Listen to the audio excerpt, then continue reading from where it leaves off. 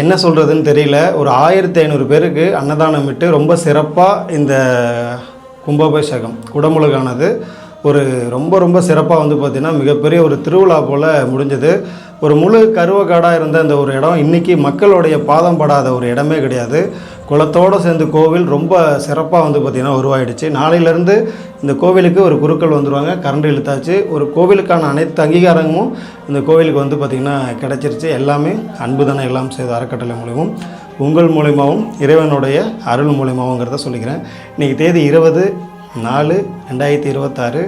அவருக்கான தேதியை அவரே குறித்து இன்றைக்கி சிறப்பான ஒரு குடமுழுக்கு நடந்து முடிஞ்சிருச்சு அப்படிங்கிறத நான் வந்து சொல்லிக்கிறேன்.